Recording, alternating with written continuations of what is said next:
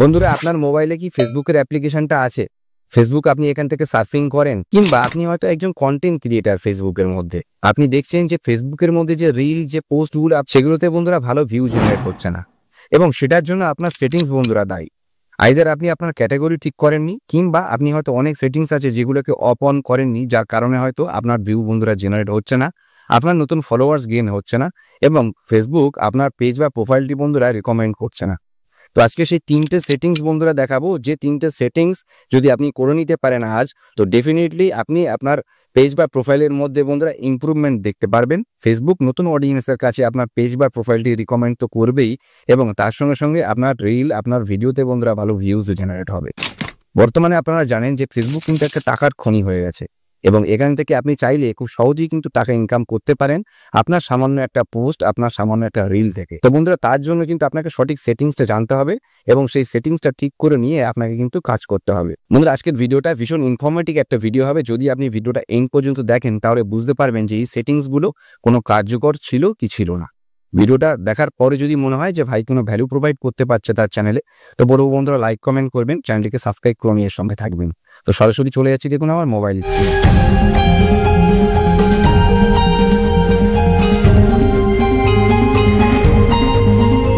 বন্ধুরা, চলে এসেছি আমার মোবাইল স্ক্রিনে। এসে দেখুন ফেসবুক অ্যাপ্লিকেশনটা অন করুন।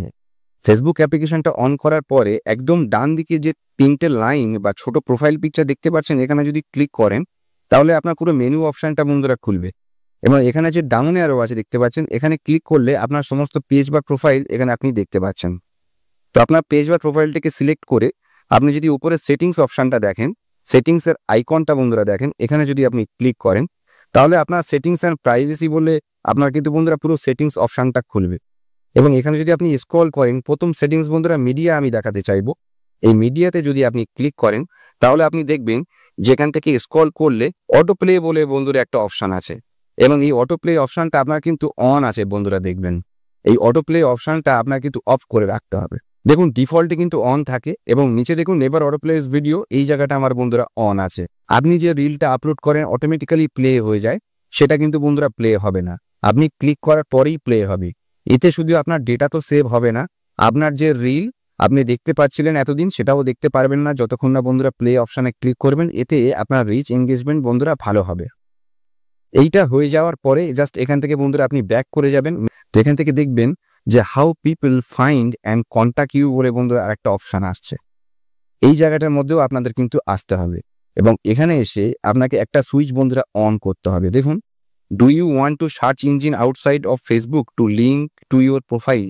যদি আপনি এটা অফ রাখেন তাহলে ফেসবুক আপনার রিকমেন্ডেশনই করতে পারবে না। তো এই জায়গাটা অন রাখার পরে যদি আপনারা একদম এই পেজের উপরে দেখেন who can send you friend request, এটা আমি এভরিওয়ান করে রেখেছি। আপনার ফলোয়ারদের ক্ষেত্রেও আপনি এভরিওয়ান যদি না করে রাখেন তাহলে সবাই ফলো করতে পারবে না বা ফ্রেন্ড রিকোয়েস্ট পাঠাতে পারবে না। Who can see your friend list, only me করে রেখেছি, তার কারণ ফেসবুকের মধ্যে যে আমার যে ফ্রেন্ড আছে সেটা আমি কেবল দেখতে পারবো, আমার অন্য ফ্রেন্ডরা দেখতে পারবে না। আপনাদের প্রয়োজন অনুসারে আপনারা কিন্তু এখান থেকে অফ অন করতে পারেন। এই জায়গাটা হয়ে যাওয়ার পরে যদি আপনারা এখান থেকে বন্ধুরা ব্যাক করেন, ব্যাক করার পরে একটা খুব ইম্পর্টেন্ট জায়গা আছে, সেটাকে আমি দেখাবো। দেখুন আমি এখান থেকে ব্যাক করে আসলাম, এই পেজের মধ্যেই আছে দেখবেন এখান থেকে প্রোফাইল ডিটেলস বলে। তো এই প্রোফাইল ডিটেলসের মধ্যে আপনাকে আসতে হবে। এখানে যদি আপনি ক্লিক করেন দেখবেন একদম ওপরেই বন্ধুরা ক্যাটাগরি বলে একটা অপশান আছে।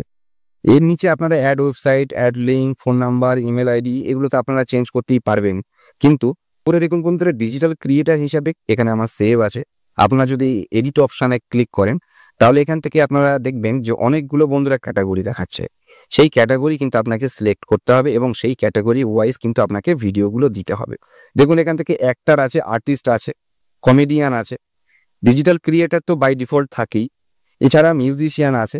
আপনার যে ক্যাটাগরির আপনি রিলগুলো আপলোড করছেন বা যে ক্যাটাগরির উপরে আপনি কাজ করতে চাইছেন ফেসবুকের মধ্যে, সেই ক্যাটাগরি আপনি এখান থেকে সিলেক্ট করবেন। আপনি ডিজিটাল ক্রিয়েটারের সঙ্গে আপনি কিন্তু আদার ক্যাটাগরিও এখান থেকে সিলেক্ট করে রাখতে পারেন। তো বন্ধুরা এই ছিল বন্ধুরা মূলত তিনটে সেটিংস। তো হোয়াট এভার আমি এখান থেকে দেখুন ব্যাক করে চলে আসবো। তো বন্ধুরা আজকের ফেসবুকের মধ্যে এই যে তিনটে সেটিংস দেখালাম, এটা আপনি আজকে চেক করে দেখে নেবেন যে আপনার সব ঠিক আছে কিনা। এবং ফেসবুকের মধ্যে একটা ক্যাটাগরির উপরে যদি আপনি কনসিস্টেন্সি বজায় রেখে যদি কাজ করতে পারেন, আপনি কিন্তু খুব কম টাইমের মধ্যে এখান থেকে বন্ধুরা ভালো একটা সাকসেসের জায়গায় আসতে পারবেন। এবং ফেসবুক বর্তমানে কিন্তু হিউজ আর্নিংও দিচ্ছে, আপনারা চাইলে অনলাইন আর্নিংও করতে পারবেন। তো বন্ধুরা, আজকের ভিডিওটি কেমন লেগেছে জানাবেন। ভিডিও থেকে যদি কোনো ভ্যালু প্রোভাইড করতে পারি তো বলবো অবশ্যই লাইক কমেন্ট করবেন, চ্যানেলটিকে সাবস্ক্রাইব করে নিয়ে ভাইয়ের সঙ্গে থাকবেন। ইনফরমেটিভ হলে ভিডিওটা বন্ধুরা শেয়ার করবেন। দেখা হবে নতুন একটি ভিডিওতে, ততক্ষণ সবাই ভালো থাকবেন, সুস্থ থাকবেন। Thank you very much.